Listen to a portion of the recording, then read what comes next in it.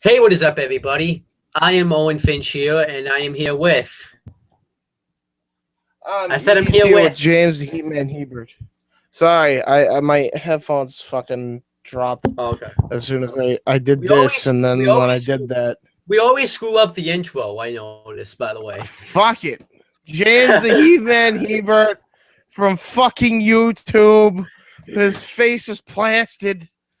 Look at this beautiful face. It's everywhere. You'll see it. It's all wrestling shit. Okay? Good for Yes. you. You know who I am? Do you know who I am? I'm Bully Ray. No, I'm kidding. All right, no, let's all right, so out of that whole thing, We're here to give you we're gonna start thing. We're gonna give you some stuff. Oh yeah. We're gonna give you some stuff. The first Oh thing we're crap! gonna I do didn't is cheat. rant about two things. But by the way, the You know what I'm saying? the title didn't change. I think I didn't save it. Fuck it. I don't care. We'll Okay. change it later. Yeah. So if you're watching this live, sorry, we're not gonna get to the NXT review because I gotta rant about a couple things. And one happens to be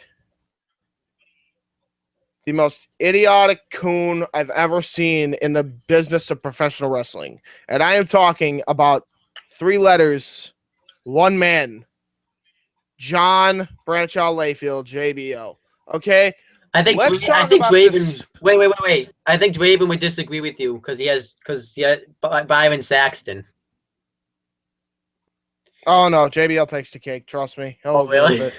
And I'm going to tell you why he will agree with it. I'm going to tell you why a lot of people would agree with it.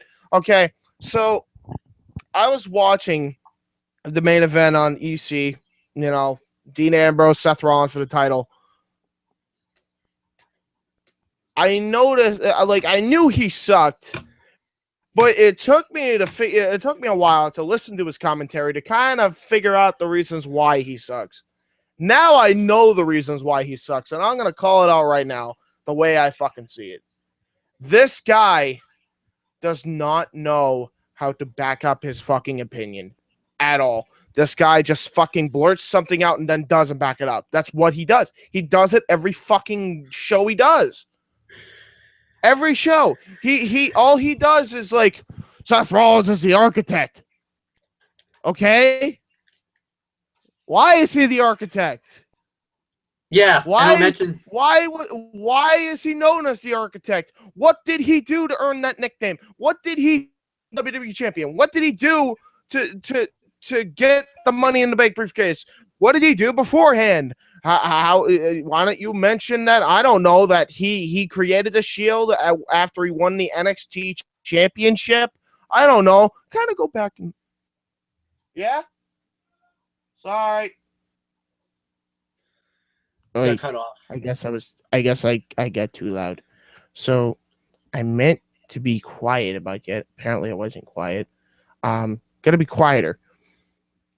As I'm saying, why do we just have to blurt things out? Fucking say something that's, what do you call it? Say facts. Go with facts. Don't just be like, okay. So he did this, and I think he does this, and you can't say anything otherwise. It's like arguing with a fucking 40-year-old child. 40-year-old child. That's what it is. It's what it is. He argues. He doesn't even argue like an adult on commentary, and it's so bad. Like every time that like Cole and Lawler or Booker or whoever are trying to argue with him and argue his point, he never can back it up with facts. It's literally like arguing with a petulant 40-year-old child. And I'm like, back your facts up, dude. And then he's like, Dean Ambrose is crazy. And he's supposed to be a heel commentator. And he can't even back up why he thinks Dean Ambrose is a lunatic. Why don't you go back to the days where he was beating up Seth Rollins before he won the championship? Did we ever go about that? Why don't we go about the times he was with the Shield when he would act freaking absolutely bonkers crazy? I don't know. Why don't we talk about? Well, maybe when maybe we can mention his CCW days. I don't know. Just, Or maybe just you can stuff, mention. little stuff like that. Maybe you can mention that he threatened like that. to smash. Maybe you can threaten. Maybe you can mention that he threatened to smash the guy's face in with a steel chair into cinder blocks. No, that's yeah. I was being too. I gotta lower my voice about. I gotta lower my voice 10 decibels. Freaking parents, man. Freaking parents. I'm trying to rant, and I can't rant to my fullest capacity right now. Okay. So now, going back to what I was saying, you know, he never does it. All he's been doing is arguing like a petulant child throughout like 2007 to now, ever since he's commentated. That's all he's done. That's all he's fucking done. And everybody wants to say, oh, cut him some slack. It's the nowadays generation. I don't give a fuck if it's the nowadays generation, because you know what the nowadays generation of commentary team is? It's fucking Corey Graves. Yeah. Corey Graves is 10 times better of a heel commentator than JBL does. Okay, here's a prime example. He puts over every heel. He also puts over every face for the most part. And he knows how to give good insults that are true, that and back them up and back up his claim and have a legitimate like one-on-one argument. Like, say if me and Ori were having an argument about Daniel Bryan. You know, that's pretty much what it is. You know, that's what a heel commentator is. It's a legitimate person arguing, not a fucking petulant 40-year-old child. And this petulant 40-year-old child commentator can't even fucking put over the New Day as heels. The guy fucking buried every single one of them, like right when they were coming into the Elimination Chamber. And he's supposed to be a heel commentator. Yeah, he doesn't even support the heels because if you don't remember, when the Ascension came in, he didn't support them. You know, he buried them, saying that it's a joke that they're just beating tag teams. But he's supposed to put them over, saying, well, they're not. I mean, the face team, even the face commentators at times have to defend the heels. I mean, because he's not doing his job sometimes. And then no, sometimes, most of the time, if not all the time. And hold on a second, I lost my earbud again. Okay, because but I can't fucking keep it. But it's like, you know, this reminded me too of redundant bullshit. And then, and I said this before. I'm pretty sure I said this before in a Master Story Wrestling Corner video before. I said it before. This guy went from being a from a physical bully to a verbal bully. Because he can no longer wrestle, he decides to take it out via commentary. Basically, is what is going on. But I was going to say, him not defending the heels. I don't know if you remember this. Dolph Ziggler, when he had just won the World Heavyweight Championship, he came out and he was wearing the title like on his ass. And JBL was just like, that's disrespectful to the title. That's disrespectful. And then later on, okay, and what he was doing with the championship when he didn't deserve it at freaking 46 years old, didn't disgrace the freaking championship. Like, okay, JBL, you want to talk about somebody disgracing the championship, yet you basically took a belt that wasn't yours. It was originally going to be given to Booker T. Finally, a black champion. Go figure. Went with the white guy because Eddie recommended. So you were recommended to be the champion because WWE was losing money and they needed a good promo. Okay, because Brock fucking left and Goldberg left and took a shit ton of money because Vince doesn't know how to properly pay guys. So, you know, that happened.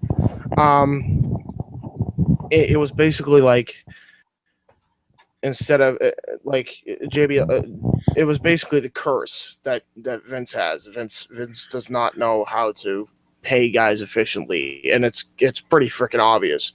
I mean, he pays guys way over than what they should be paid. Fucking David Otunga hasn't been even on WWE TV in God knows how long, and he's paid just freaking hiding. And you know, Wait, and he's still with the company? I didn't yeah, even know that. Wow. he's still employed, and he gets like more than freaking Zack Ryder. I actually forgot about David Otunga. Exactly. See, there's a lot of not okay stuff with that. And you know, same essence with Brock Lesnar and Goldberg. He freaking mispaid them and paid them before the Mania match, a shit ton of money, might I add. So they decided to say, you know what, fuck it, we're gonna have the shittiest WrestleMania match in history, and people got pissed. So people stopped watching after that, and they needed desperately to have a good promo to get them back into the product. So JBL came into play. This is the only reason why JBL was champion, and JBL wants to act like all high and mighty that Dolph Ziggler is of having the title or belt around his ass is disgracing the championship. Oh, there's more. So then later on, he talks about how he's being cocky. You know how he used to do that headlock. I don't know if he still does this move, the headlock, and he would like do the um handstand as he's doing the headlock. I think JBL said Yep. something that Yep. that he doesn't need to do that. There's no need for that. That's just showing off. And Josh Matthews, the face commentator, has to say, well, that could add more leverage to the headlock, which is true, you know. But JBL was like, oh, it's not, doesn't need that. He was just kind of burying Dolph Ziggler there. I don't know. You might not even remember this. I remember how JBL didn't like Ziggler. He thought he was stupid. He'd rather see Del Rio. I mean, that was leading up to the Del Rio turn. Let's be honest. Yeah. It was stupid. The whole thing was stupid. JBL sucks at everything. Okay, flat out. He sucks in the ring. He can't carry himself in a match. It's all 100% the other guy. He can't commentate by himself. Never mind be a heel commentator. Oh man. It has to be somebody else carrying his ass for it to even be a decent show to listen to. To be honest with you, throughout the whole main event, throughout all of Elimination Chamber, I didn't even want to hear him speak. And then he comes out, he's the tour guide for the Elimination Chamber, because basically that makes it all the more worthwhile. You know, JBL on my television screen when he already sucks at commentary, and he's gonna be right on the freaking pre-show directing us to what goes on in the fucking chamber. Oh yeah, that's totally gonna get me into the pay-per-view. Nope. Click. By the way, bye network. Two things. One, he was really bland, and two, I mean, they just explained it later on anyways. So I mean, what was the point? So that wasn't a JBL. Exactly. No, it was a JBL moment because he had no business being out there. I mean, he had no business being on commentary. He has no business being in the company right now. They should. He really hasn't been in shouldn't have been relevant for as long as he has, and I think the only reason why he has is because of his Blue Meanie stint. To be honest, you know, again, at my point, he went from verbal bully or physical bully to verbal bully, and now that he's commentating, he can't even put fucking heels over, even when he's supposed to, and that's his job. And when he tries to, it's like arguing with a fucking petulant child because he never backs up his fucking facts. The guy sucks. He can kiss my ass. I don't want to see him on my television screen anymore. Please replace him with something else because I really don't want to see this white coon of a man fucking commentate thinking that he's like JR. Because he ain't. Newsflash, okay? You are freaking worse off than JR is. And you're worse off than I'd even say Brian Saxton. And I don't care. You can say Brian Saxton sucks, but look back in his NXT commentary career, and it's completely fucking different. He can't commentate to save his life. Okay, no. JBL cannot commentate to save his life. And when he was NXT general manager, what was that? That was a waste of time. Yeah, and then they went right to William Regal, who was more over, and nobody cared about JBL in NXT because he sucked. Well, his last appearance, I think, was like right before NXT TakeOver between Tyson Kidd and Adrian Neville, and he like that was his that was like right after that because Tyson Natalya was talking to him, and then William Regal immediately took over. It was just like that was fast. He was like gone. He vanished.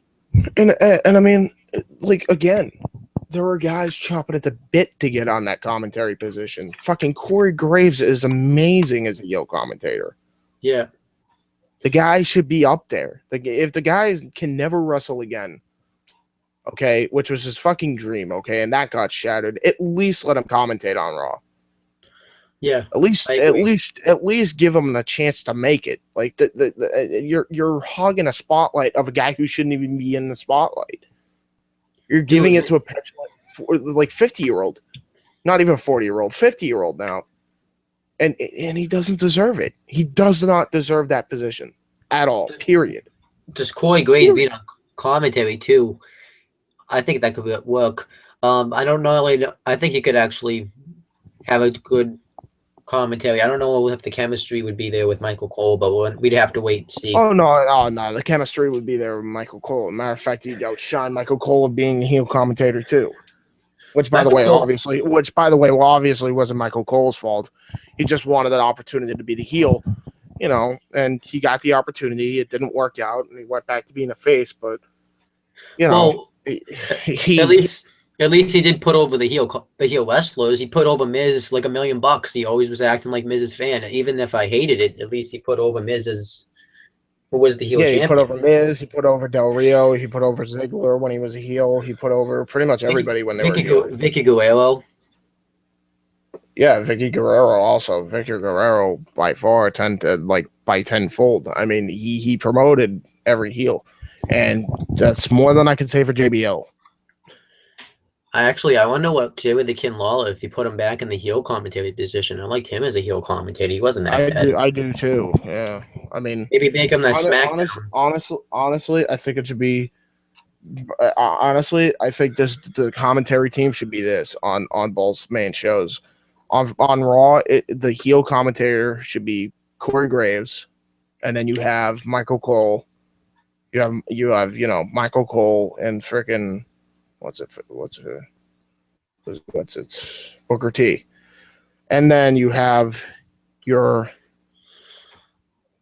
for your heel commentator on SmackDown, it'd be Jerry Lawler, and then you would have Tom Phillips and Byron Saxton as the face commentators, because Byron Saxton as a face commentator, forget about it, complete. You're good. Maybe that's what isn't good about Byron Saxton, is that he's a heel commentator. They put him in the heel commentator. I don't blame him. Okay, and here's the difference between JBL and Cole. Okay, and Byron Saxton. Byron didn't ask, like, between all three of these guys. Byron didn't ask to be the heel commentator. I found that out. Okay, he wanted to be a face commentator. He just wanted to be a regular commentator. Biased to the good guys, or kind of biased to the right things, so to speak. Not necessarily to the good guys, but biased to the right things. Michael Cole asked to be the heel, and so did JBL. JBL asked to be the heel. But here's the difference between JBL and Michael Cole. I stated this before. I'll state it again. Cole backing up the heels with facts. And although he was over dramatic, at least he put him over and used facts. Yep. JBL does not do this. Okay? And for all the JBL marks, kiss my ass, because I really don't care if you don't like what I'm saying. It's the truth. He sucks. And there could be somebody down in the developmental who's on the commentary team 10 times better on Raw in that spot. 10 times better. Yeah. Hell, freaking Tenzai can commentate better than JBL as a heel. Actually, I want to kind of talk about, remember how I was watching that YouTube video when you came on here before we started recording? I'm going to tell you this channel. I think you should check it out. It's actually pretty good. The YouTube channel is named Steve. I don't know how to say his last name. I think it's Shives or something. I don't know how to say his. Okay. Well, I'll check it out when I get a chance. But he says something really important, is that JBL, when the wrestlers are wrestling, he'll always say, "This is fun to watch." And it pisses him off, because this isn't supposed to be fun to watch. It's supposed to be brutal. It's supposed to be people are beating the crap out of each other, and you're not supposed to the commentators isn't supposed to say that it's fun to watch because it makes the wrestling. Again, that's JBL not being specific. If you wanted to say it's fun to watch because this is brutal, or because this is competition, or because this, or because that, then the guy wouldn't have said a shit. You get my point? He doesn't back up his fucking sentences ever on commentary. It's like he says one thing and then he just stops. Yeah. Like a child. He has a good thought going. Like here's a prime example of who could comment of JBL's commentary level. You remember how CM Punk won the championship and he went on Saturday Night Live or Jimmy Kimmel or one of the two shows, and there was a kid that was playing with action figures? Yeah. And like how he was saying John Cena is better than Punk. Yeah. And Punk was like completely destroying him in facts, let's be honest. I mean, he's a cute little kid and all that. It was a cute little segment, but he was destroying him with the facts. Oh, yeah. That is JBL. That is the kid. He is the same commentary level as that fucking kid. If not a tad bit worse, because he at least a kid can finish up his sentences in some instances. Yeah. And I noticed sometimes JBL won't even say anything. Like during the Divas matches, I've noticed like he doesn't even talk at all now. He didn't talk at the pay-per-view. He didn't talk on last week's Raw. So something's wrong there. So why is he on the commentary position? Why is he on the commentary position? If you're going to have a 3-man commentary position, that's fine, but have the right people in placement. Oh, yeah. JBL's better. Like, why can't JBL be a normal, regular commentator, considering the fact that he was over when he took out the Ascension anyway? Yeah, I don't know. Like, what? I don't get that. Like, you could have done it that way. You could have JBL and Cole as the face commentators, and Corey Graves comes in as a heel commentator.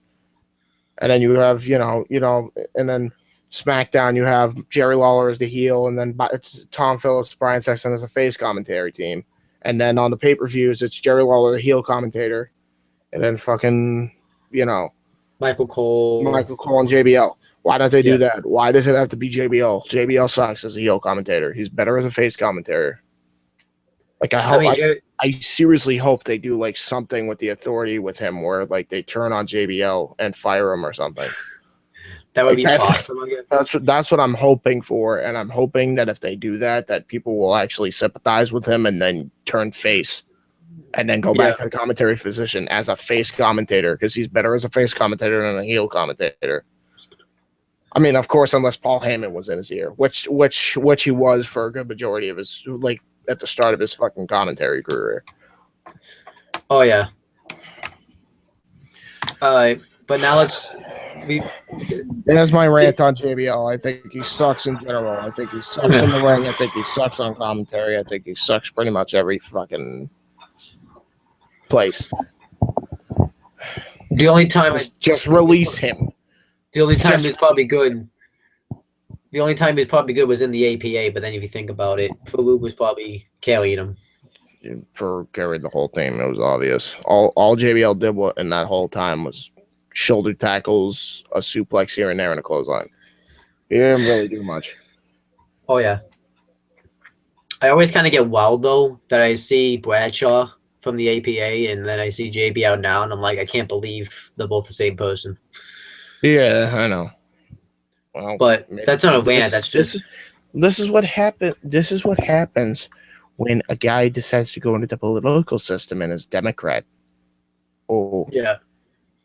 Oh wait, no, I'm at Republican. Is it Republican? Yeah. I don't even know. I don't even fucking know. I don't like the political system anyway. I think a lot of them are assholes. Anyway, let's rant about the New Day now. Oh my god! Yay!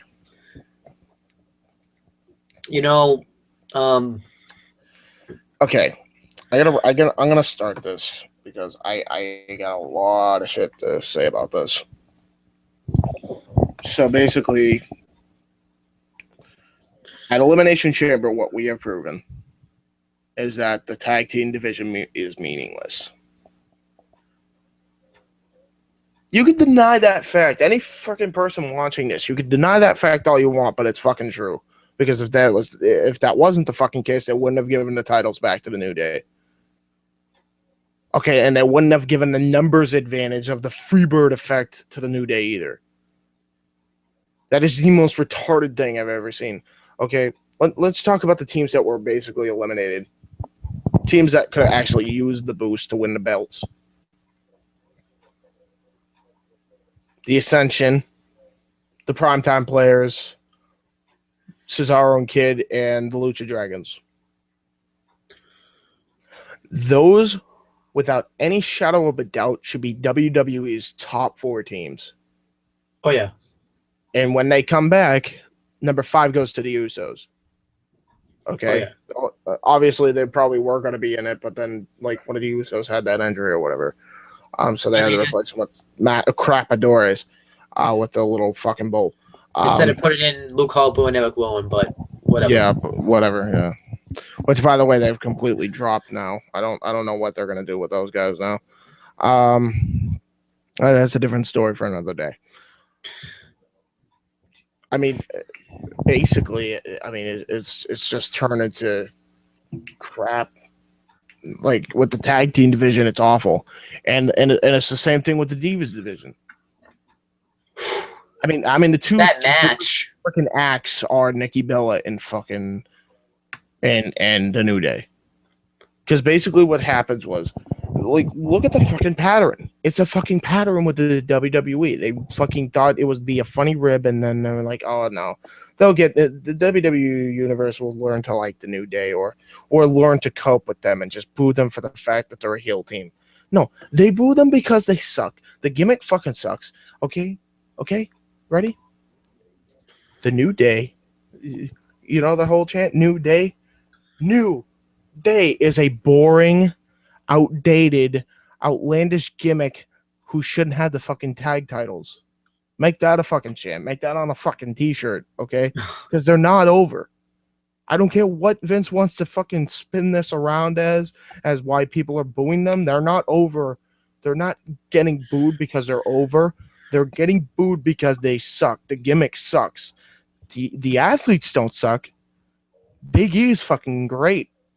Fucking Kofi's always been amazing and should have gotten a world title shot a long time ago. And Xavier Woods is a great mouthpiece and a great fucking wrestler if you look back in his TNA days, his Consequences Creed.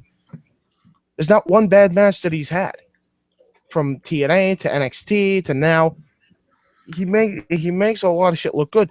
And the only reason why it's even a tad bit bearable, this whole gimmick, is because all 3 of them are entertaining and know how to speak on the mic. That's pretty much it.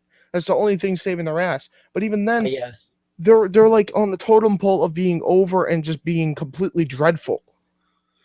I mean, I don't even like to hear them talk on the mic because they have to talk like this. Well, no, well, yeah, well, and then let's talk about that. We went from having Big E be Mr. 5 to fucking Martin Luther King. Does that make sense? And like you were gonna turn them into the new Nation of Domination, and everybody was excited. Everybody was excited. Everybody was excited. We were gonna get a new Nation of Domination, and then you pull the Brodus Clay. Yep. And probably did something even worse off for yourselves, because that would have been money if you did the New Nation. But no, we had to do the New Day. You could have kept the name too. Could have kept the New Day. But make them a serious freaking team. I would have preferred the New Nation, but the New Day, as long as they weren't this and they were like the way they were going to be, then I'd be fine with them in the New Day. But the New Nation would have made more sense. And I don't like, they could have been a destructive force. Dude, like, but I fantasize it too that you can have other people join that, and you can have them say that.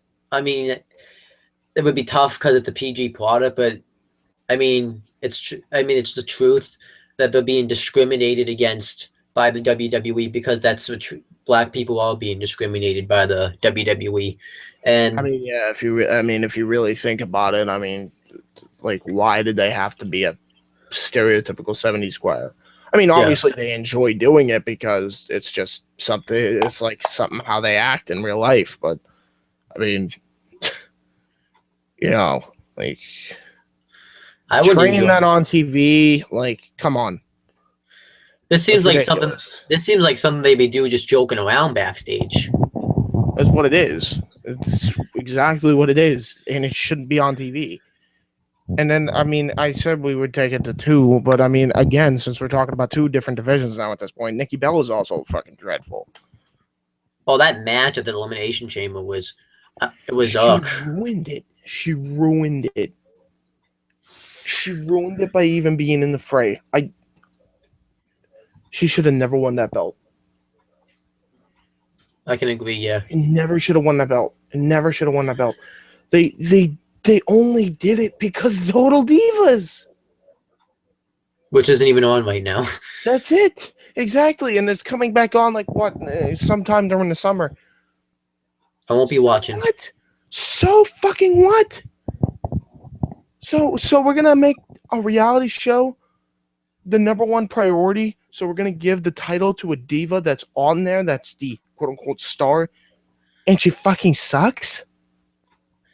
I mean, another reason could be too is she's dating John Cena. So No, that's not even a reason. It's just because of the fact that her and Brie are the star of Total Divas, so they're always gonna get the TV time. That's all it is. And that whole storyline too. And they completely ruined any chance of doing a Bella Dissension storyline later on down the future. When they should have pulled the trigger at fucking Survivor Series, but nope. Yeah. Fucking scrap that idea. And they're just back together now for no reason. And you ruined a chance for it to actually happen again. By fucking having her do twin magic again. Which makes no sense because yeah, exactly. Which makes no sense because one boob size compared to the other is like unproportionate to shit. Yeah. And it's like, so are they heels again, by the way? I think they're heels because I don't even fucking know. I think they're anti-heroes at this point, which is really bad because they're not getting over like Stone Cold and they should be fucking released. I'm sorry, but that's the case. John Cena and Daniel Bryan wouldn't let that happen. And you know what? With the way AJ Lee was acting her final days in WWE, it doesn't surprise me why she left. I guarantee you that she worked her ass off. Let's put it in perspective right now between Paige and why Paige didn't leave and AJ left. Okay, AJ has probably worked her ass off to get to the top, and she finally got to the top, only for it to be back to a girl who can't fucking wrestle for shit. I mean, she brought that Divas Championship to great prestige when she was holding it. Yep. Sort of. I mean, by a lot. And her and Paige were having like one of the feuds of the year in one of the PWI feud candidates. So it was getting over. The only reason why Paige hasn't done anything and AJ walked out is because who is she married to? CM Punk. Who does she have the attitude exactly like? CM Punk. What does that mean? She probably has the brain of CM Punk, thinking, I worked my ass off for this. Uh-huh. To be treated like I'm nothing, for them to not have anything with me. And like they completely ruined Paige too. Like Paige was the anti-diva in NXT, and they fucking dropped the ball with that gimmick. What is she now? She's just bland now. She's just bland. She's just a bland diva.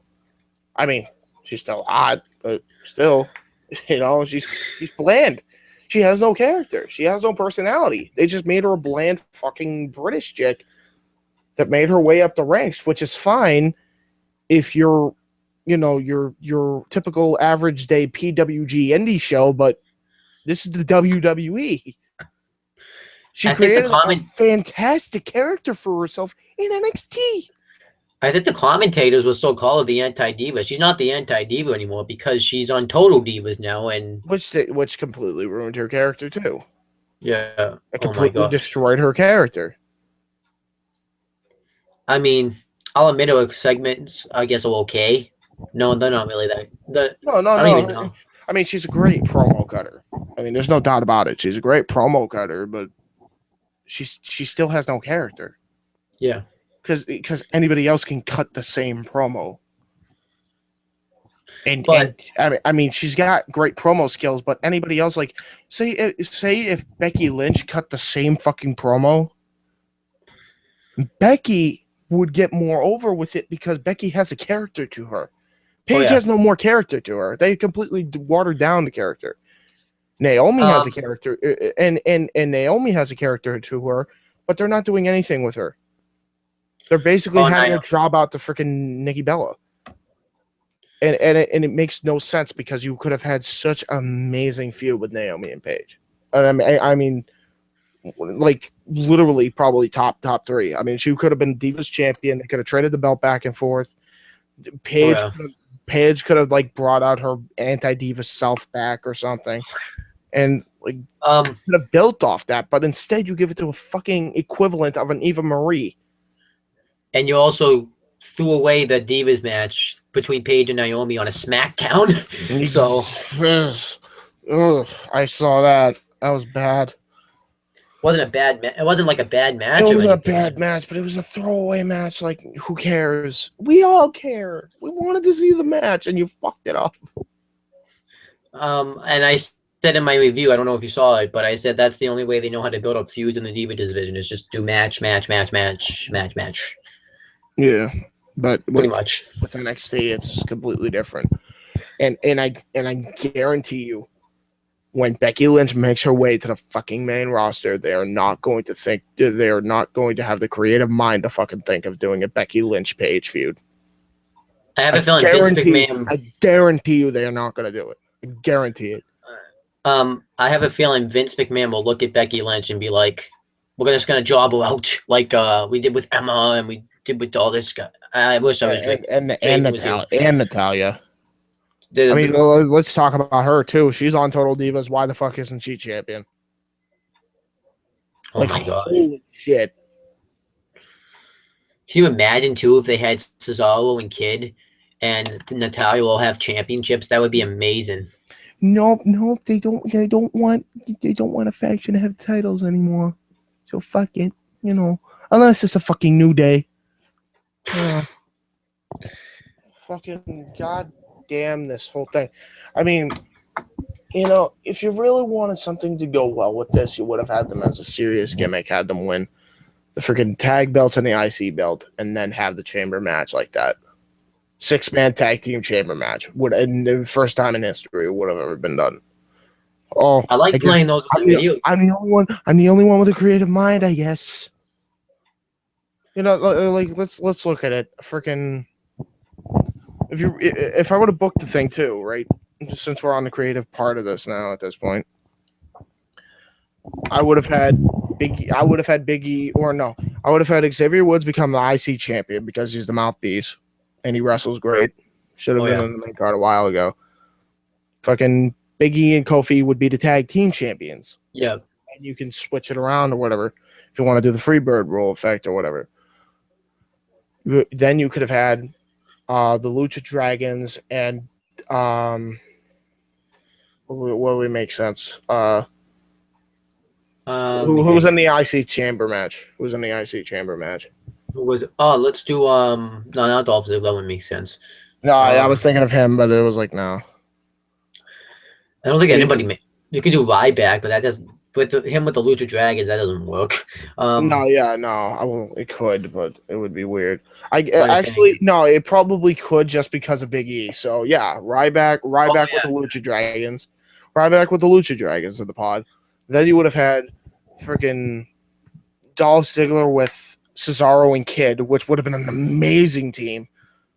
Probably should have won the whole match. Honestly, that's how I would have booked it because those are your like top 3 athletes, bar none. I don't care. And then you would have had Sheamus team up with the Ascension. And my God, how much of a dominant force that would be. Or Bray Wyatt team up with the Ascension. Could do both. Or yeah, you could do Bray Wyatt. Well, and then I don't know what the lowest Matador is. Fucking El Torito. There's no one else really, so No, not in the mid card part.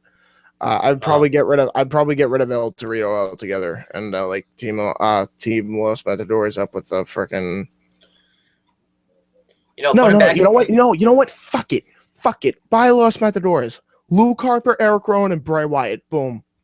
Oh yeah, then you do Fucking Sheamus. boom. Oh my god, I'm a genius. There we go. I was gonna say you could just bring back Primo and Epico and bring Carlito back, but I don't know. You can book that way. There you go. Just say fuck it to the Los Matadors, and then do the Wyatt family, and then fucking what's the last team? Primetime players. So the primetime players. The primetime players can team up with freaking R-Truth. R-Truth. Yeah, R-Truth. There you go. We just booked a chamber match, dude. We just booked the 6-man chamber match in like what? They didn't even take us like 5 minutes. I know. And yet the idiots in charge are fucking Kevin Dunn. Hi guys, we're gonna have 2 chamber matches. Okay. And then we're gonna bury every fucking team in the chamber match besides the New Day, because gotta sell that merch. And then we're gonna fucking bury the Divias Division by having the Nikki Bella be a cunt fuck. And you're gonna put Ryback in the Elimination Chamber instead of Bray Wyatt because makes sense.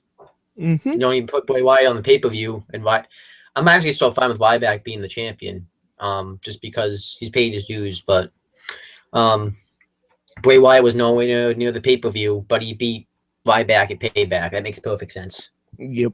Yeah, it totally does. Stupid idiots. God damn. And who, like, can we please just put Paul Heyman back in creative? He even said, like, literally, if anybody sees the end of the Stone Cold podcast, Paul Heyman gets a text from a fucking writer in WWE saying, fire the writers. And I guarantee you it was Jimmy Jacobs. I guarantee you it was Jimmy Jacobs. I guarantee it. Like, God. I actually wanted to ask you about the podcast. I know you're pissed right now, but let's talk about something positive before we get to NXT. What did you think of the podcast? Just Stone Cold, the fucking bastard had me hyped up for Brock Lesnar and him. It's fucking Mania when it probably isn't gonna happen. Dude, I actually, I'll admit, like, after I saw that, I was so hyped. I loved hearing about that story, though. I talked about this already, but I can talk about it again. It's my channel.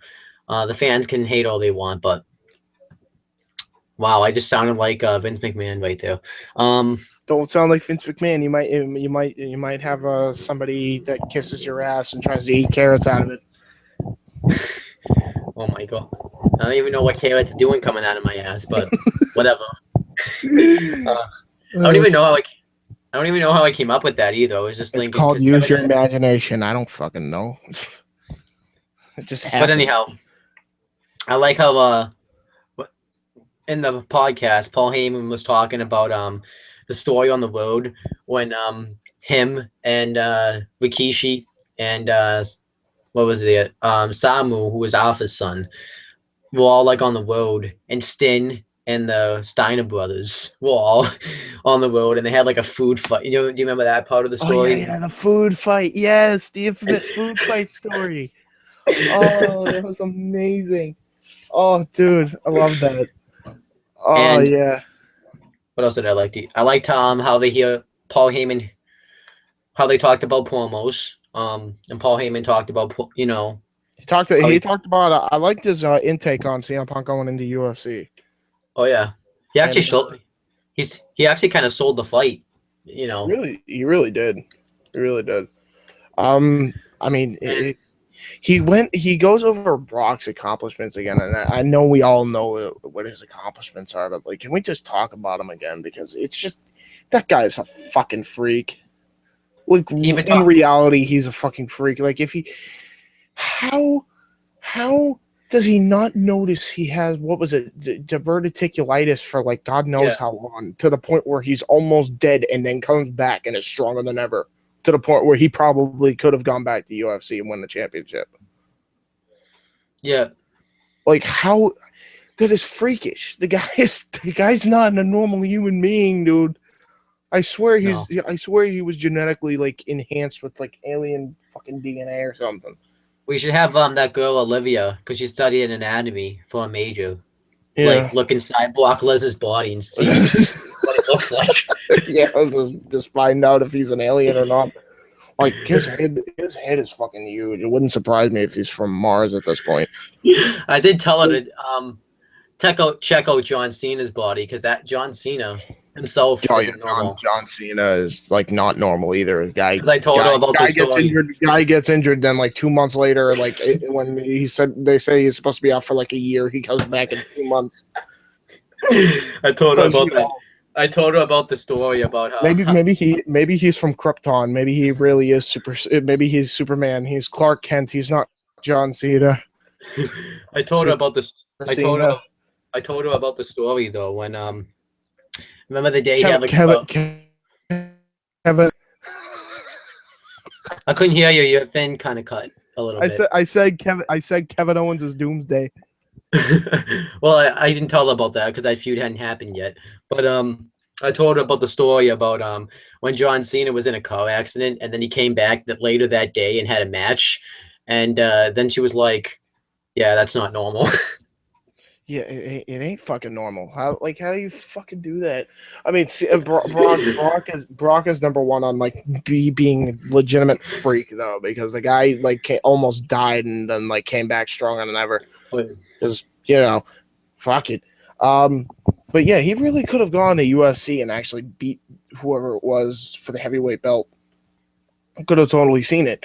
I mean, the guy, you look back at his career, he's the youngest champion in history in WWE, or at the time he was. I don't know if he is anymore, but he was. I think he won it like 4 separate times. He won the IWGP championship in New Japan his first night. He went to before he debuted in pro wrestling, he was NCAA champion, and he was the best in his division. And then he goes into UFC just to prove that he really is all that and then some. He goes and in quoting CM Punk, he threw the ball, caught it himself, and shoved it down their throat. Yeah. And beat the absolute piss out of Randy Couture. It is if you look back on it, it is the worst beating that any UFC fighter in the history of UFC has ever taken. I'm actually when I come. It is the worst beating in UFC history, and he won the championship that night because fucking Randy Couture of all people could not continue. I'm assuming that I don't watch UFC. I plan on watching it soon. He tapped. He verbally tapped. Oh wow! Because Brock Lesnar fucked up his eye, I think, is what happened, and he beat the putt. Like he was bleeding. He was pissing blood. He's a freak, dude. He's a freak. If Brock Lesnar never had that injury, he wouldn't have never come back to WWE. He would have been champion for like fucking 4 years. Oh yeah. Nobody would have beaten him. He would have been the Anderson Silva of the heavyweight division. But yeah, what else in the podcast did they talk? They talked about how he left the WWE in 2006 because of that whole ECW thing. Because of the ECW thing. Man, does that give a fucking shining light on why fucking Paul Heyman never can get along with Vince. I mean, god damn, Vince is out of touch. Well, I mean, it proves that my theory that ECW could have fucking survived. Yeah. It would have thrived, actually. I think Paul Heyman said, too, that he was starting to I think he said he was starting to lose his passion for the business or something. I remember he said that. It just sounds familiar. Sounds like CM Punk. I swear Paul Heyman's like CM Punk. CM Punk's real biological father, because they went through the same bullshit. Yeah, and he even talked about too how what else? Literally, if you think about it though, it's like the Heyman guy family. It was Brock who left first, then Heyman, then Punk, then AJ Lee. Wow. If you really think about that, just think about that. That could be a group. That could be a group.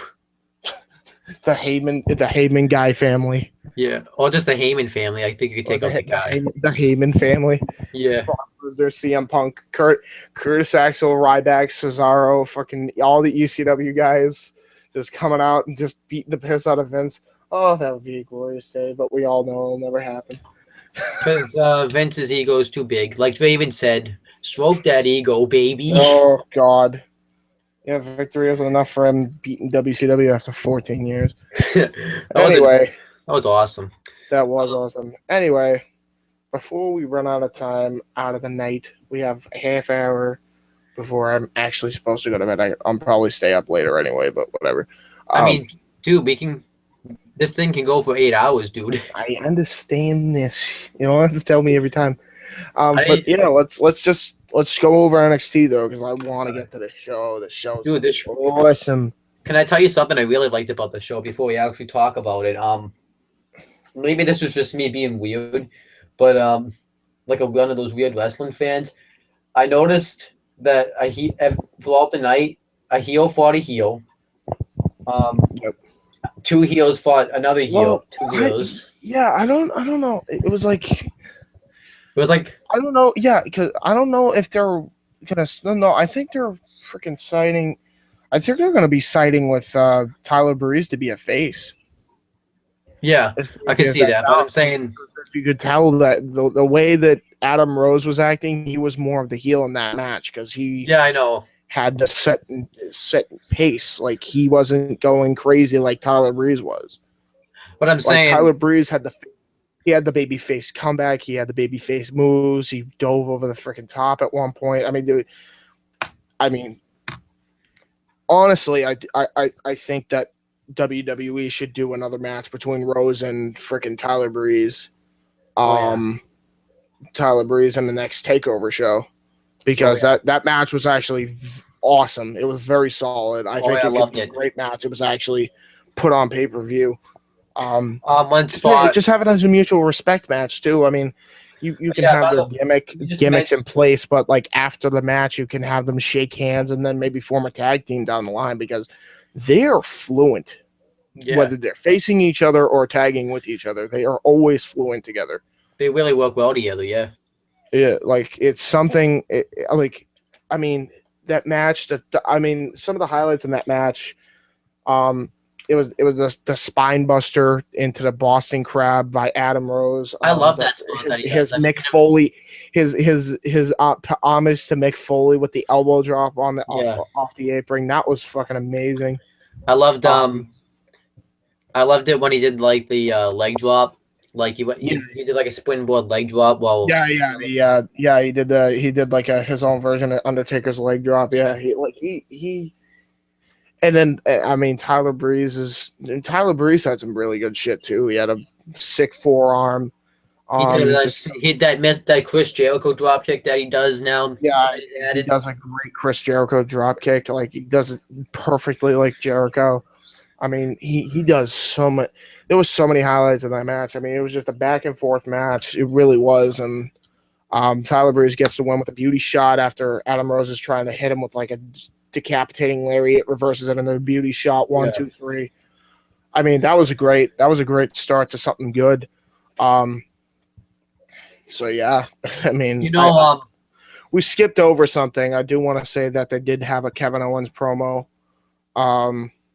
At the beginning of the show. I must admit, I missed a couple minutes of the show. What did he say? It was basically promo for Kevin Owens beating John Cena. Oh, and is it worth me going back to watching now? It's a pretty good promo. I mean, that's all I really have to say about it. I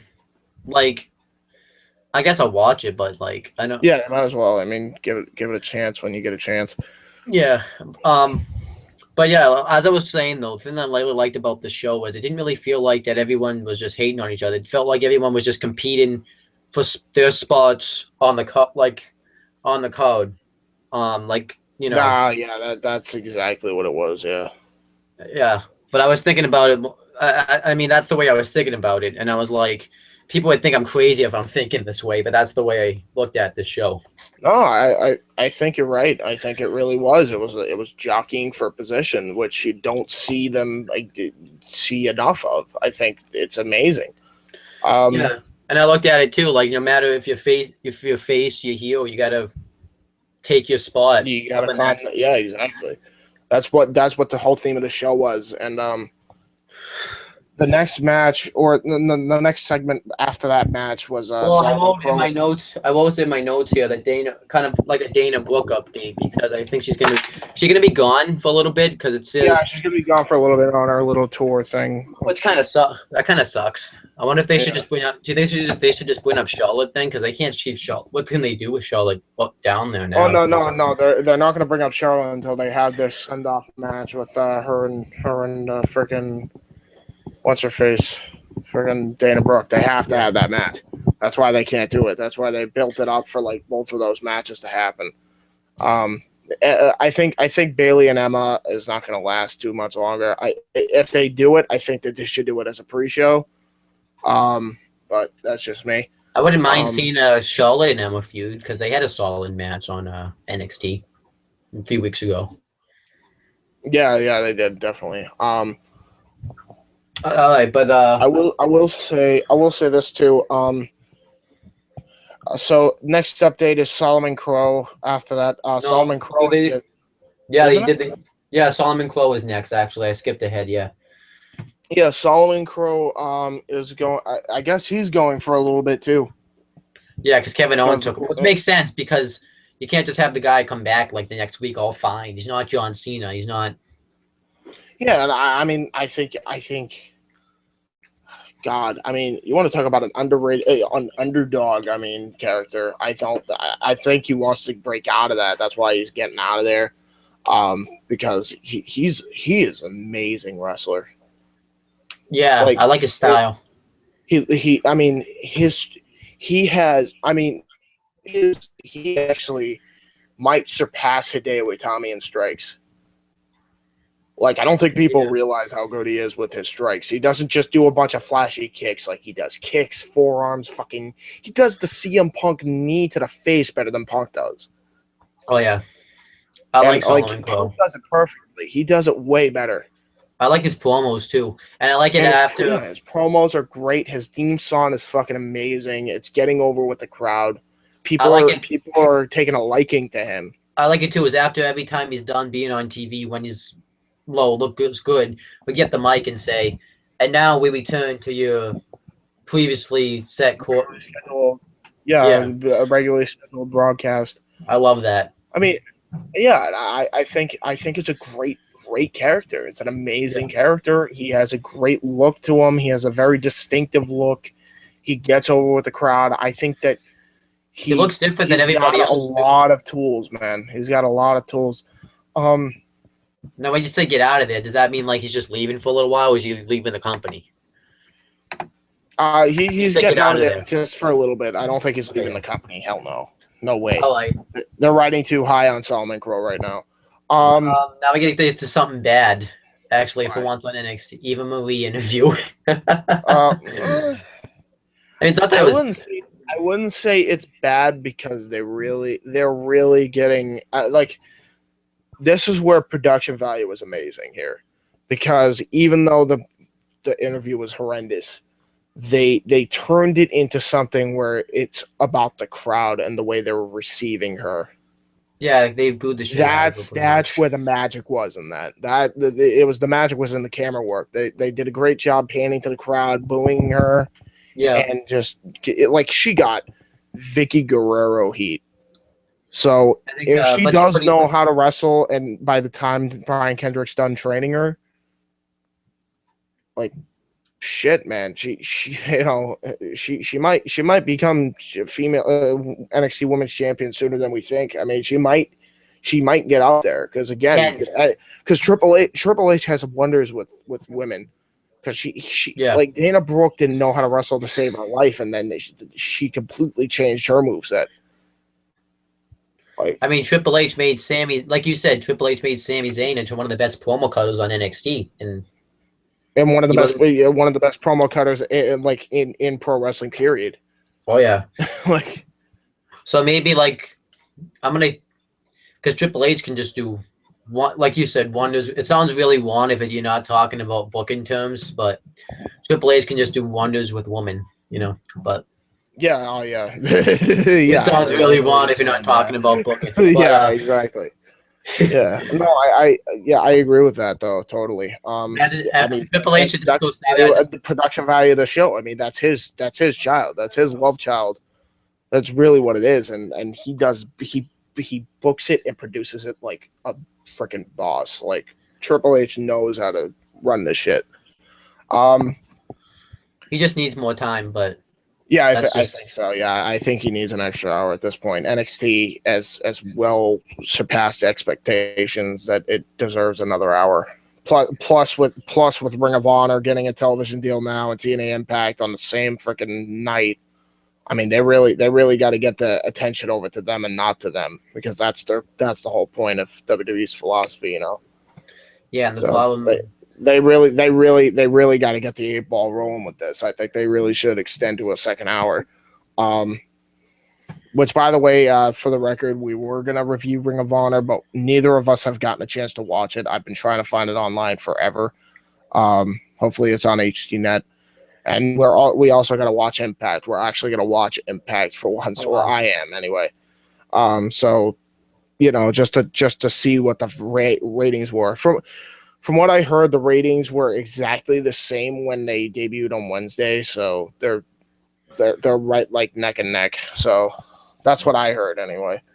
I think am TNA gonna was like a for little bit higher. I think for TNA though, I am gonna watch the tag title series with Aries and Rude versus the Wolves. Those are just amazing tag team matches. Oh yeah. Those are always great to watch. So maybe I will watch TNA. And then all right, well, Next. what's next on this? So William Regal makes a major announcement. He makes an announcement that Kevin Owens. Man, I mean, can we talk about this? Let's just say it. It's literally the Bullet Club versus Ring of Honor all over again in New Japan, because this happened before. Oh really? When Prince Divide, aka Finn Balor, was the leader of the Bullet Club. He was basically him and Owens fought for the ROH championship, I think, or it was either that or the IWGP. It was one of the two. I don't really follow it as much back then, so I apologize if I fucked it up. But it was like they fought before, and now they're going to NXT to fight in back where their feud began. Like, talk about awesome. coming full circle, man. Like they're going back to where it all started, man. And Kevin Owens is gonna get booed out of that fucking dome, man. And he should too. They're gonna get booed out of the dome. I mean, he's gonna get so much heat. He's going to I'm seriously like they're in the Tokyo Dome, right? Yeah, I think that's what they said. That's where they're gonna be. Yeah, he's gonna get like fucking Andre fucking pelted garbage heat. Like Finn Balor is beloved in Japan, like you would not believe. I mean, and even more so now, because when Japan aired NXT Takeover, I think it was 3, where Hideo Itami and him teamed up, which were like the 2 biggest stars in Japan, and he got more recognition than Itami did, which is saying something, because Kenta was like the #1 fucking commodity in Japan. And Finn Balor surpassed that at that point, just because of his entrance alone and the way he was, like, his mannerisms and everything, and the way the Ascension was like frightened by him and everything. Like the way they booked it was genius for the Japan crowd, because the Japan crowd is beloved with him now. I think it's gonna be so great to see that crowd reaction in Japan. Now that you said that, I wonder now if they're going to win up that match, or if they're not even going to win it up. I don't think they will, but you know what sucks though? Fucking WWE has to not be with their family. Like WWE athletes can't be with their families on the 4th of July now. Yeah. That sucks for them. I kind of feel bad because Yeah, they're wasted. They're wasting like family time to entertain us. I gotta give them mad props, but I mean I feel bad for them in a way. So I have a question. When they have, are they just going to show this match on the air, or are they going to Oh, show more dude, matches? they're showing the entire Tokyo Dome event on the air on the network. So is it just going to? And right now there's talks about the NXT Championship match main eventing that entire show just because of the popularity of Balor and heat for Owens. That's I mean, insane. I'm expecting Owens to retain because he still has to drop the belt to Joe, which is like the best route to go with that. But I mean, man, dude, it is gonna be something else seeing that type of atmosphere for a WWE show.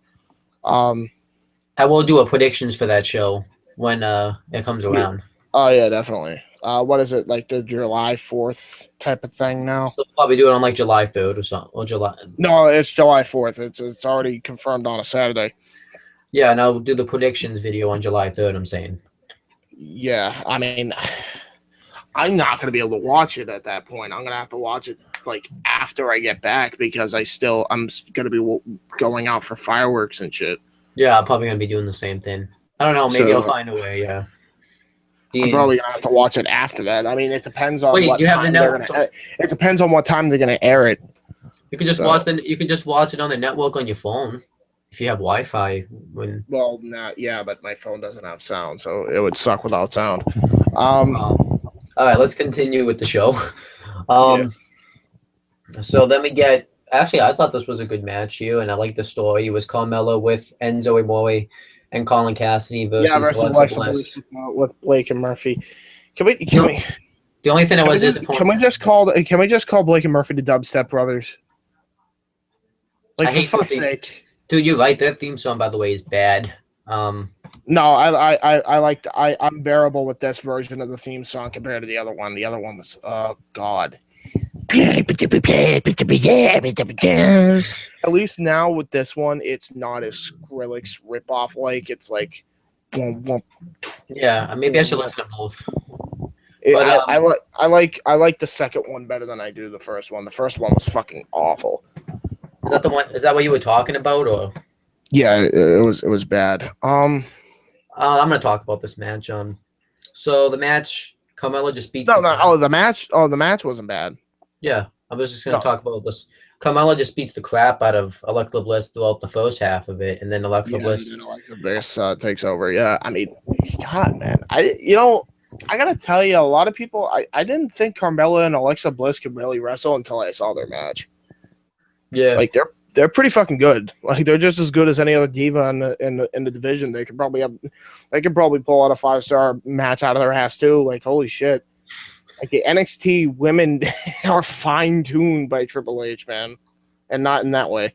In booking terms. Yeah. Oh my gosh, can you imagine if we said this to a non-wrestling fan right now? Triple H fine tunes them NXT women. Stephanie McMahon, if you're watching this video, oh man, please don't be pissed at it. It's like watching. It's like literally watching, like I can just imagine the Trish Stratus angle with like every single one of those fucking divas on that show. Remember, like when he was training, like Trish how to do like a proper armbar or some shit. Oh my gosh, yeah. Stephanie ends up walking. I can see that with every single one of those divas down there. You should totally like make like a Facebook picture about it and just put that if you know how to do. I don't think you know how to do that, but that would be some totally. No, yeah, I totally will. I probably will. But yeah, I mean, fuck, man. But oh man, yeah. But the thing is, too, is I don't even know. I just lost. I'm lost now. But eventually, though, Carmella tries to charge at the turnbuckle, and Alexa Bliss rolls her up. And did she hold the ropes or the tights? I forget. A rope. And the referee was like right there when it happened. I like that is the blindest referee I've ever seen. Like, oh my god, that was like the one little moment in that whole show. But yeah, it was a good story build. I think they're building up to a 6 I've said this like countless times, and they haven't done it yet, but they're gonna do it. The I mean, six. they might as well put the tag team titles on the line. Make it fair. I mean, the winning team gets the tag belts for their boys. I mean, that's basically what this whole thing is. I mean, that would be different too. That would be refreshing to see. And I like that a 6-person tag for the tag team titles. And I like Alexa Bliss's explanation for just joining up. It's just nice, simple. They're winners. I'm a winner. We fit. That's a nice, simple explanation. You don't need to overcomplicate it. Vince would have been like, I don't even know. It would be like something I wouldn't be able to come up with to be that stupid. That's how bad it would have been. But I mean, he brought the whole reason that the Bellas let Nikki turn on Brie for all these reasons, but Nikki all she had to come out and say was, "I was putting handicap matches while you were gone, so why the hell wouldn't I?" I mean, well, even that it was overcomplicated a little bit, but I liked where they went with it when that was overcomplicated done right. And then, of course, we all know what happened later. They just dropped the whole thing, which was stupid. Probably because of that god awful fucking Jerry Springer skit. That completely killed the feud. It died. Like you could just feel the feud dying as it was happening. It was bad, man. They should have just done a 2-for and done, and just kind of like have a loser leaves WWE for a while match or some shit. Would you have leave? You don't like both of them. No, I like it. I like Brie better than I do Nikki. At least, put it this way. All right, ready? At least Brie Bella could have a compelling storyline with the fucking CEO of the company, which they've completely dropped. Well, they didn't really drop it. They just don't do anything with them now. I still think it's funny that Stephanie McMahon made Brie Bella go to counseling because she couldn't go inside to Nikki Bella's match, but she'll like Stardust, Bray Wyatt. I don't even want to talk about any of the Divas division. Let's talk about NXT women, not Divas in WWE. Well, we're done now. How they're horribly booked.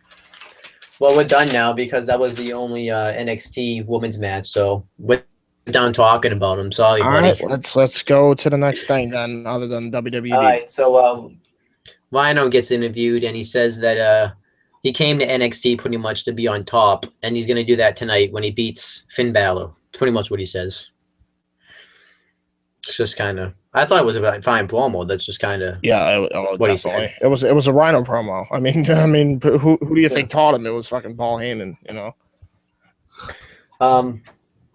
And they show a nice. You know what I've fucking realized? Rhino has competed for like all of like the hottest properties in like the hottest times. Like, am I the only one that noticed that? He competed in ECW at its highest point. He competed at WWE at its highest point. He competed in TNA at its highest point. He competed in NXT at its highest point. He competed in Ring of Honor at its highest point too. Oh, really? Yeah, he has competed everywhere at like high points of every company, like in every like show brand ever.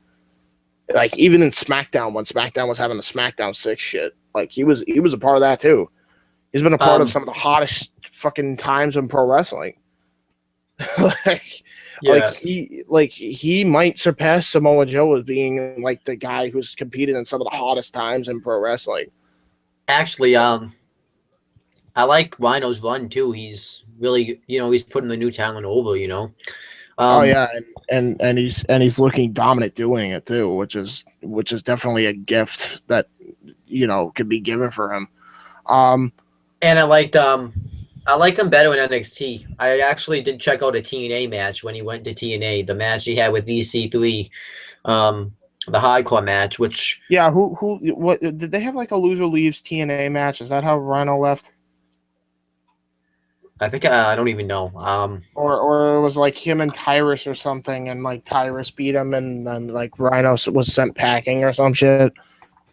Well, he got to go to NXT. Rhino really won because he got to go to NXT, and and Tyrus was in NXT, and then he ended up getting downgraded basically.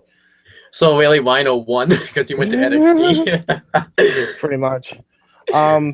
All right, but let me get the next. So then they show a Sami Zayn video package of his injury. Oh yeah, that video package, it wasn't gross. It wasn't gross at all. Which is a good thing when they put him in surgery. It was just a very uplifting surgery thing. It What do you think will wasn't be like that? down in the dumps. It wasn't Yeah. down in the dumps. It was just like, and I was surprised because I thought that it would be down in the dumps because it was Kevin Owens just kicked the shit out of him, but they didn't. It was actually, I'll say this, it was a pleasant surprise. It was definitely a good change in pace. It was really good too, and I like how he held Yeah. his thumb up at the end too. Oh yeah, that was awesome. And I can't wait to see him come. So do you Oh think? yeah, I can't wait. I can't wait to see him come back. He'll probably come back. From what I'm hearing, he's not coming back till October, unfortunately, and he'll be debuting in the main roster and continuing his feud with Owens up there. But That'd be cool. yeah, They have him finally beat Kevin Owens for that NXT championship. If he holds it that long, I don't know if he will. probably not. It's probably going to go right to Joe. I already knew with the way they built it up. Like as soon as Kevin Owens powerbombed Zayn on the apron, that it was going to go like Sami Zayn was going to have a 1 month deal with the title or 2 month deal with the title, however long it was. All right, let's get to the next match, and I was actually kind of pleased with this match. It was the Vaudevillains versus Jason Jordan and Marcus Louis. I was actually happy to see the Vaudevillains back, but I gotta tell you, I like Marcus Louis. he literally became a fucking troll because he got his fucking head shaved. Like, it's so stupid. He makes it work so well. He's just like, he literally is the troll under the bridge. He's fucking Schmeagol come to life in a pro wrestling program. I love that scream. I love that scream. His teeth are all fucked up too. And he's like wrestling I don't even know what he's wrestling in. Like it was wearing wrestling in like pants or something. Like I don't even know. It was really awesome though. Oh yeah, that was great. I like the Vaudevillains coming back. That was awesome. I was not expecting that. As soon as I saw that they were returning, I was like, yay! I was like, yay! And I can't wait to see what they do. Yeah. I think they got to build up their tag team division. I think they should really consider doing them. I think they should do like a fatal four way tag match, turmoil match eventually at a takeover show. Like, I think the 4 teams at that point should be soft. The Dubstep Brothers, which we all know who they are. I don't know. I don't. Who's that? I don't know who that is. The Dubstep Brothers. Oh, Blake and Murphy. Yeah. I forgot. Yeah. Yeah, and then it would be Team Soft, the Dubstep Brothers. Freaking the Vaudevillains, and I think they should also either do Jason Jordan and Yuha, which I think is what they're going with. I don't know. I can't tell really. I don't know who Yuha is, but okay. Jason Jordan, Yuha. He's the black guy that William Regal signed that nobody knows the name to yet. But his indie name is Yuha, I think. Is he good? And I think, yeah. Oh, yeah. He's Jason Jordan. All types of good, and he's been in the indie circuit for like a long time. He could definitely teach Jordan a thing or two if they team him up with him. That's why I think they should either go with him. If they don't go with that team, they should go with Adam Rose and Tyler Breeze as the fashion sense.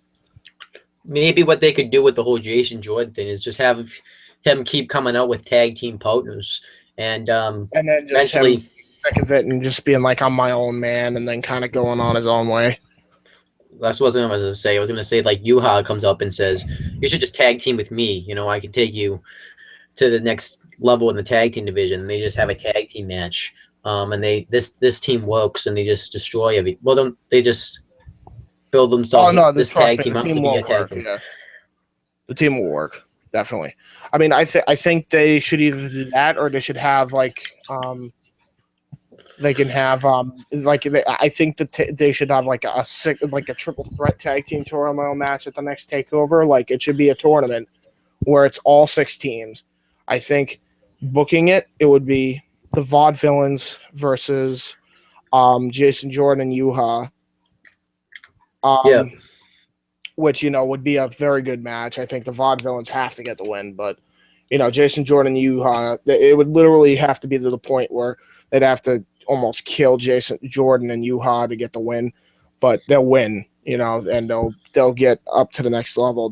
Because they're established TNA names and they haven't gotten their chance to shine yet. Then it's Team Soft versus,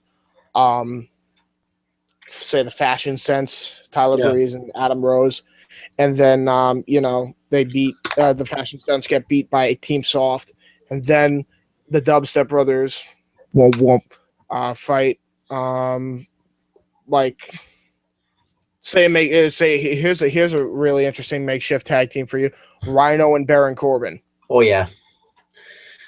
And it would literally be to the point where they're the cheating team to get the victory because they can't beat two fucking juggernauts, so they have to cheat to win. Well, with help from Alexa Bliss from like a low blow when the referee is distracted or something like that. Oh, Rhino and Baron Corbin can't get along or something like that too. Yeah, or something like that. Yeah, true. And then and that would eventually lead to their next match also. And then you have your triple threat tag team turmoil between the Vaudevillains, Team Soft, and the Dubstep Brothers. And you got an amazing tag match. I think that would be a great way to book your tag team division down in NXT, considering the fact that they need to kind of establish tag teams now, considering they lost two of their best tag teams in the Lucha Dragons and the Ascension. What's the WWE's jobbing out? But, well, Lucha Dragons, I can't say they're jobbing out, but the Ascension beyond that, yeah. But I like to, you know what I like is we can just do all this thinking. Because normally we do all this thinking for the main roster, and we know that's not going to happen. But there's a chance that Triple H. There's a chance that it will happen with the NXT program. That's pretty bad. But anyway, again, Triple H thinks logically. Next thing. Well, there's a wrestler that just came to my mind actually while we were talking. We'll continue then. Well, not the tag team thing, but a wrestler I really liked. Chad Gable. What do you think about him? Did you like him? Chad is the one who's trying to team up with Jason. I forgot about him. What do you think about him? More like a Brad Maddox type. I love that Brad Maddox video you sent me, by the way. Oh my god, did you watch that, dude? Oh my god, please get him in the Wyatt family. Like, oh my god, dude.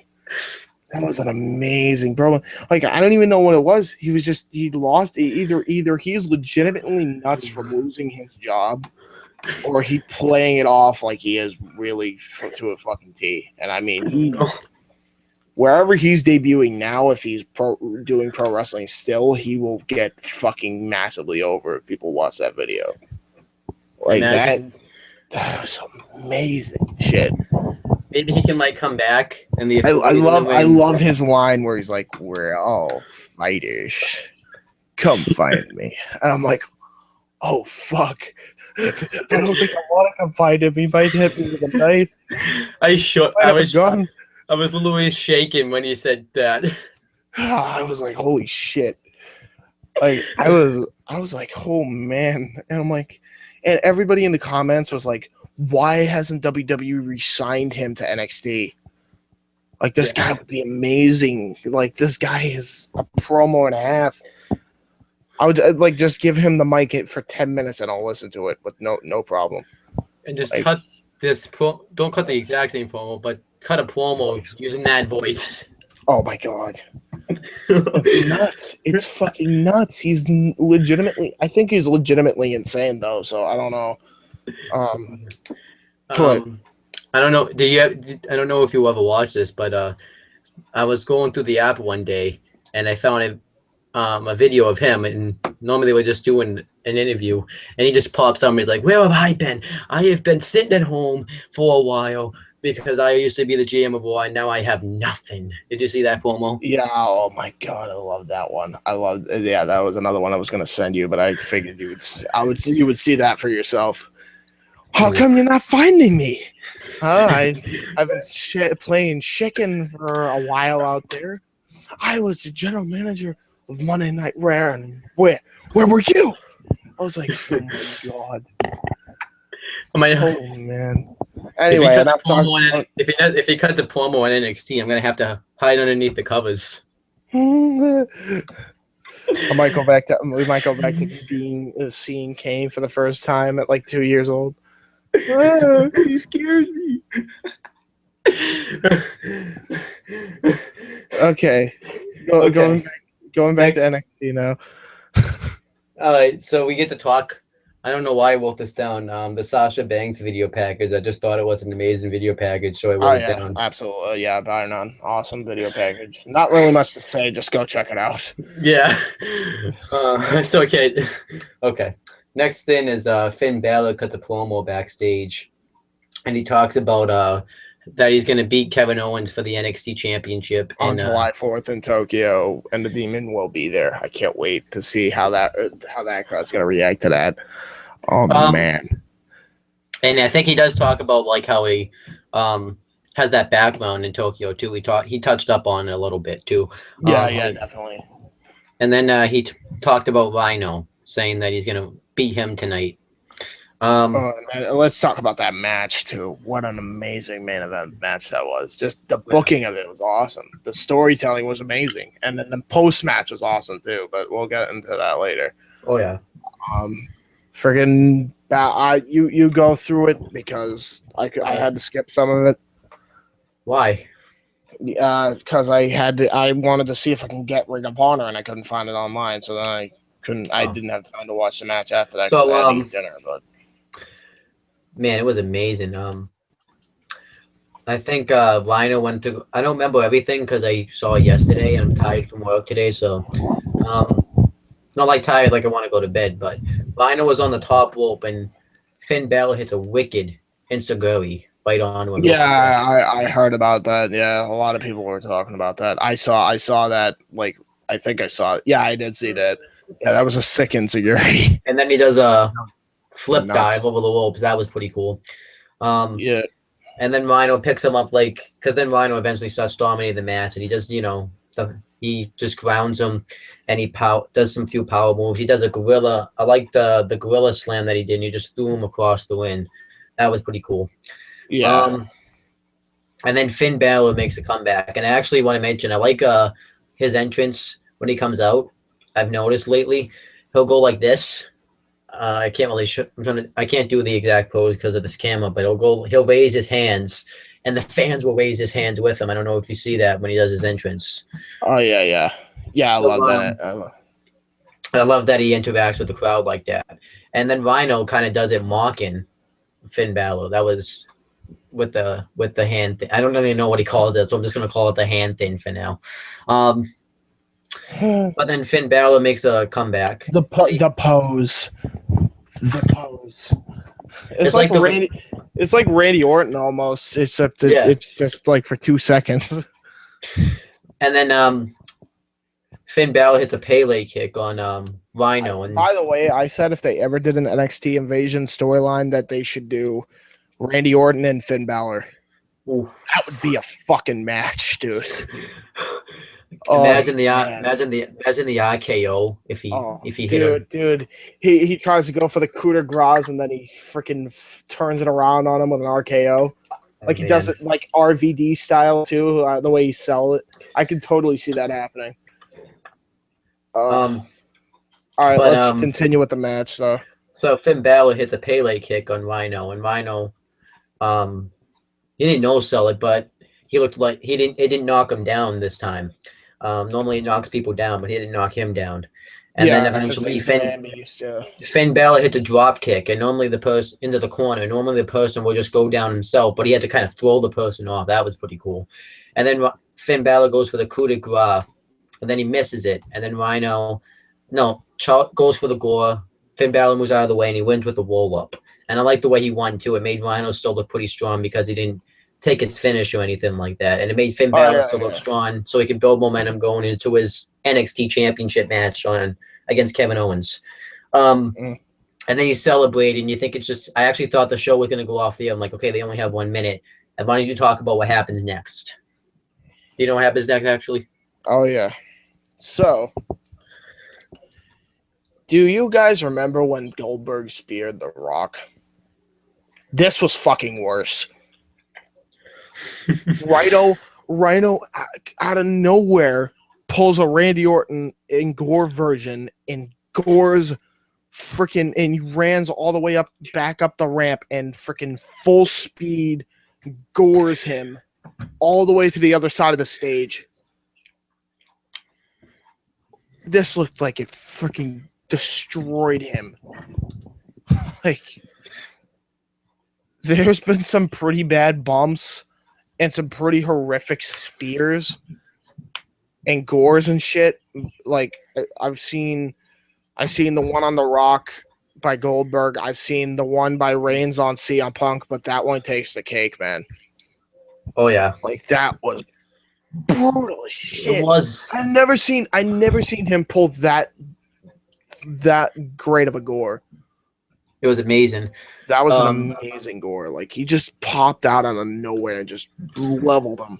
I know. I didn't see it coming too. I think that's what made it so awesome. Like, dude, this was like Gronkowski gore. Like, he channeled his inner Rob Gronkowski and just fucking destroyed him. God damn you fucking headphones. I loved it. This show went off the air. And I love that they're gonna set up a feud between these two.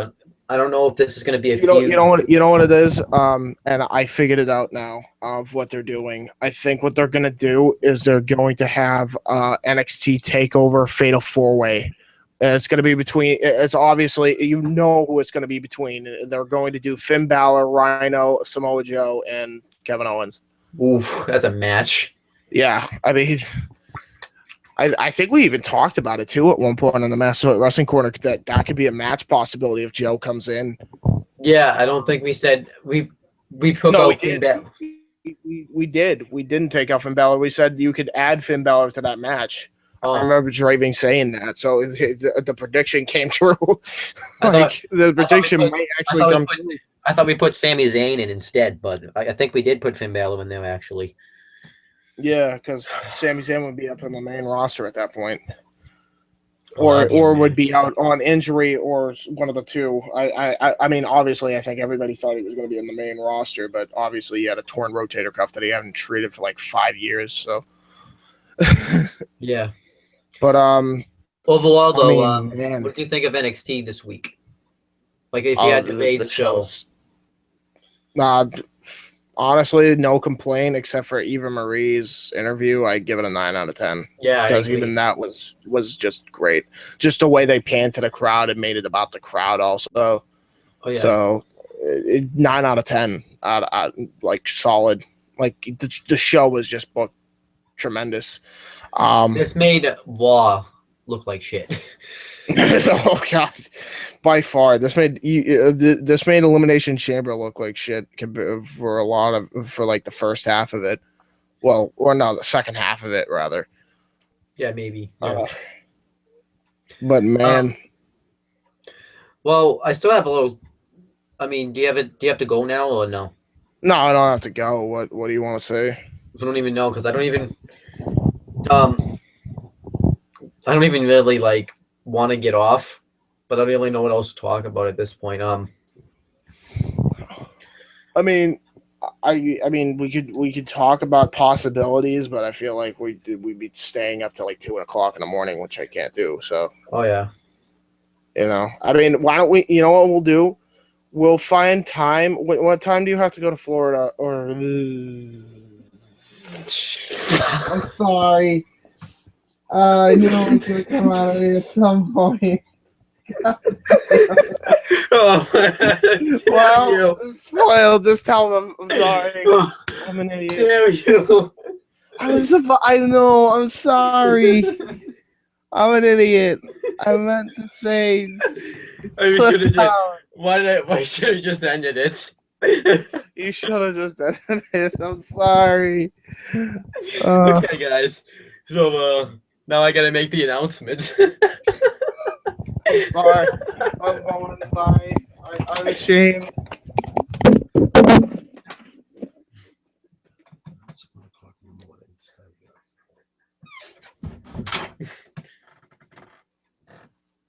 Where'd you go? Is my shadow still in the shot? Yeah. Fuck.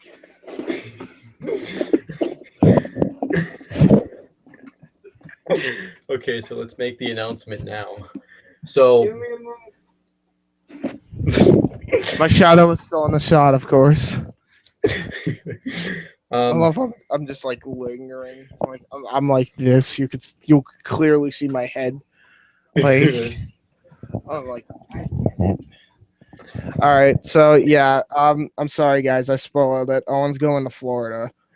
I'm going for June 7th until June 29th. So I'm going to be gone for 3 weeks. But so what do you want to do Friday night considering that?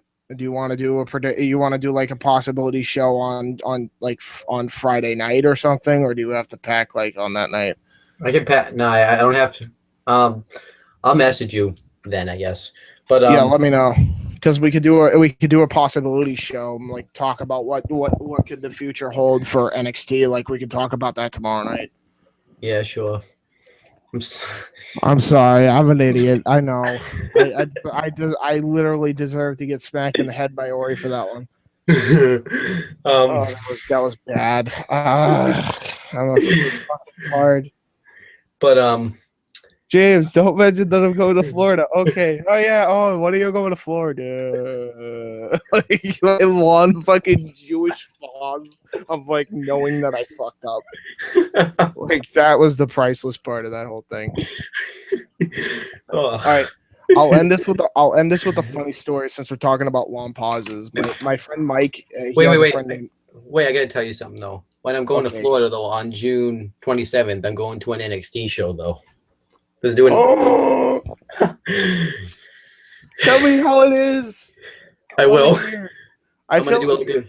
You know what? I just realized anytime we talk about going to the NXT, you just talked about it, and I act like a giddy fucking schoolgirl who just wet themselves.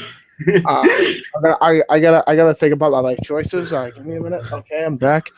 No, but okay.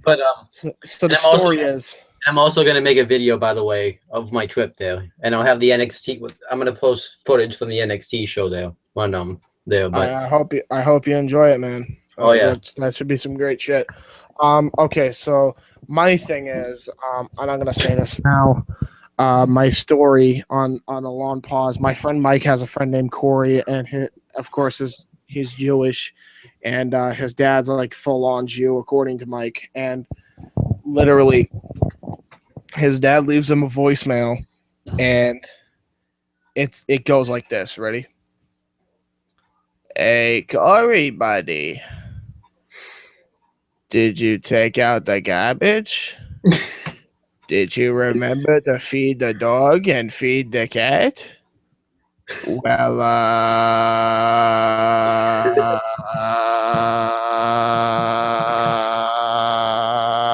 bye. That's how the message ends. And I'm like, what? And Mike talks to him, and he's like, literally, I wanted to put a freaking heart monitor to see him just flatline as he's trying to come up with a thought, like a flatline, a heart monitor where he's just going, bye. So good. Every time. This is amazing.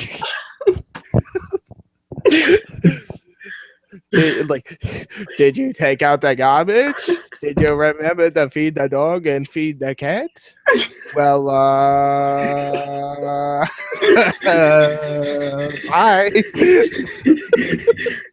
It's like that awkward moment. It's like it was an awkward moment or something. Except it was just a Jewish awkward moment at that point. Because it was like I swear he had he played the message back for like the dad, and he's like, I don't understand what's wrong with me talking like this. and then Mike couldn't stop, like Mike couldn't hold back laughing. He's like, you literally sound like you're flatlining on the line, and he's like, What? You mean when I talk like this? I don't see the problem. Like, what the fuck, dude? That will be a catchphrase. That will be like a T-shirt, one of our Master Wrestling Corner T-shirts if we ever do like merchandise. Well, bye. We should make that a catchphrase now. Well, bye. Like, all right, we're gonna lead off of that at the end of this hangout. All right. Well, my computer's about to die anyway, so. All right, so guys, I got some updates before we go off the air here. YouTube, you can suck my dick. 1, 2. The reason why they can suck my dick is because the CM Punk AJ Styles custom promo, of course, got blocked from fucking YouTube. So now I have to get new footage of the shit that they copyrighted that blocked the entire video off YouTube. That would be the ending scene of the Money in the Bank crowd. Apparently, I have to get a different crowd. Whatever. But just so you all know, I will post it back up. For now I have a video link to it on Mediafire for you to watch on my channel. So if anybody wants to check it out, they can still. It'll just be on a Mediafire link. And my third thing is I created a Chain Gang custom Titantron, obviously featuring the leader John Cena. It's a fictional thing. John Cena, R-Truth, JTG, and Hunico. That's the 4 men I picked. If you guys want to check it out, definitely check it out. Owen, you know how to do annotation work on this. I'll put it up here. My channel, if you want to subscribe, will be here. The Winnipeg Wrestling channel. When I get that back up and running, you'll see that will be over here. And then check out our series that we are both a part of, the Master Soy Wrestling Corner, and all of our videos for season 1 down below. When are you going to make the highlight reel, by the way? That's probably not going to be till after my fucking semester class for math. Because I gotta focus. I can probably start it, but you also gotta know that I gotta do Titantrons too. So can you at least have it up? Would it be before I get back? It will be up before the semester starts in the fall. That's all I can promise. Put it that way. But I think that's pretty much it. Unless you want to plug anything. Well, subscribe to my channel. I mean. Oh yeah, well, right there. Right there. No, it's not. No. Whatever. Right there. Over here or there. Subscribe somewhere.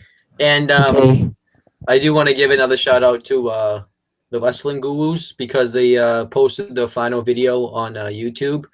They lost the passion.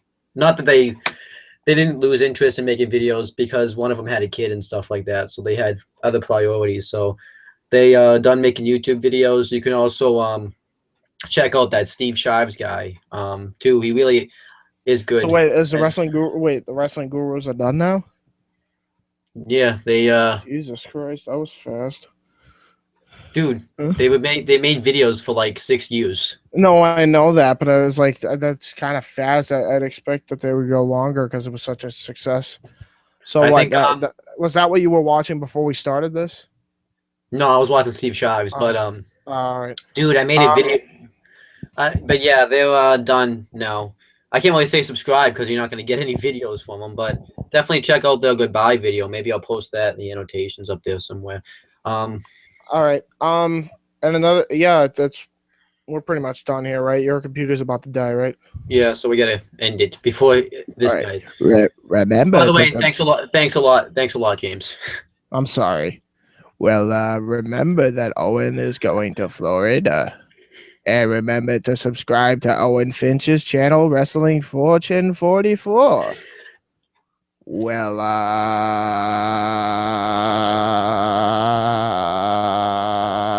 bye.